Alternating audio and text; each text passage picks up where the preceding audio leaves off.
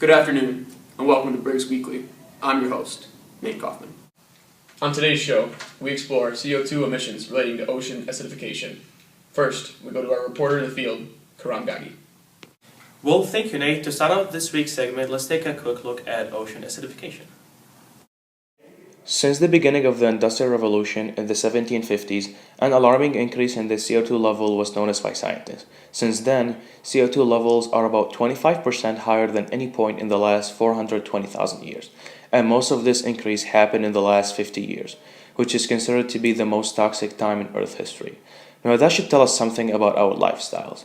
The increase in CO2 is attributed primarily to human activities, with the burning of fossil fuels being the main source, as well as land use activities.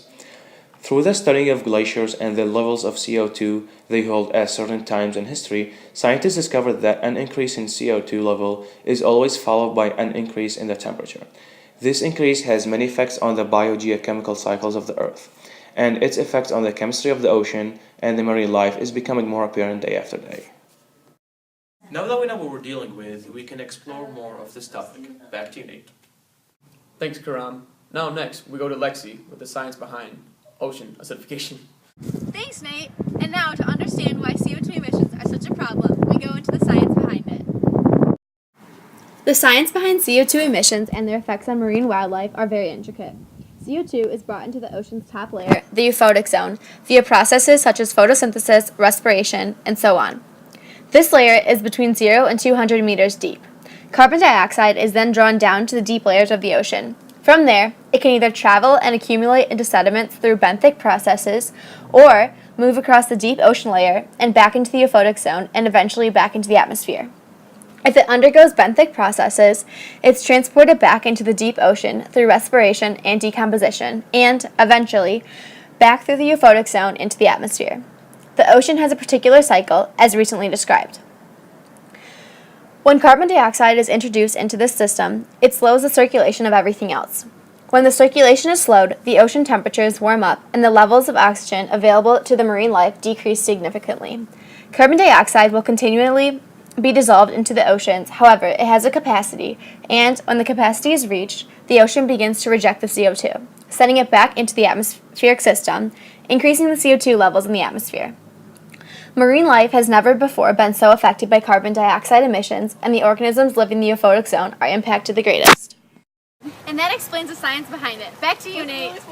Thanks, Lexi. Now we go to Anna with evidence surrounding ocean acidification. Thank you, Nate. My focus has been on the evidence of CO2 emissions affecting bodies of water, like this. In recent years, ocean acidification has increased exponentially. Ocean pH is declining at a rate of 0.02 pH per decade, and the rate of carbon dioxide is increasing by 19 microatmospheric pressure per decade. Through this correlation, it is clear that it is the increase of carbon dioxide that has decreased the ocean's pH. This acidification is now showing within marine life. It is seen with the Antarctic marine snail, commonly known as the sea butterfly. This is the first of many species whose shell is becoming weak and brittle. Marine life like the sea butterflies, coral reefs rely on aragonite, which is their building block for their shells. The concentration of aragonite is declining as the concentration of carbon dioxide increases, and because aragonite is less concentrated, oceanic creatures are unable to use and obtain enough to make strong shells. This evidence is appalling, and we need to do something fast. Back to you, Nate. Thanks, Anna. Wrapping up, we now go to Hannah with the importance behind all this. Thanks, Nate. Ocean acidification definitely warrants further research, and here's why. When oceans absorb CO2, a chemical reaction occurs that produces carbonic acid, which increases the acidity of the oceans. This change in acidity directly interferes with calcifying creatures such as mollusks and coral to make their shells and skeletons. If these creatures are unable to grow, coral reefs would dwindle. Destroying coral reefs would have many negative effects both on the environment and society. As the most biodiverse ecosystems, reefs are home to over 4,000 species of fish, 800 different species of coral, and many other smaller organisms. Without the reefs, these fish would be left without protection, food, and a safe place to reproduce. In addition, many larger marine creatures such as barracuda depend on the bait fish produced by the coral reefs to survive. These reefs also provide our society with many resources that can't be found anywhere else.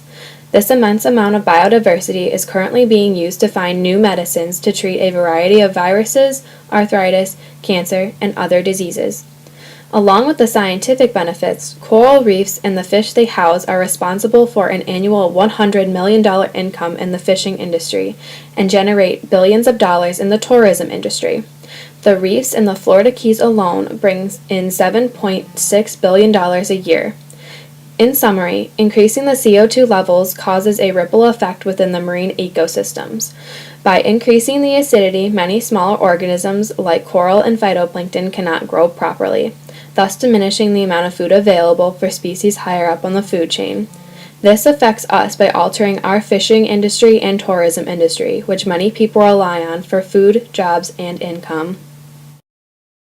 As you can see, this is a very pressing issue that definitely needs more attention than it's currently receiving. Now back to you, Nate. Thanks for watching this episode of Breaks Weekly. We now send it to the classroom where the cast is present to answer questions.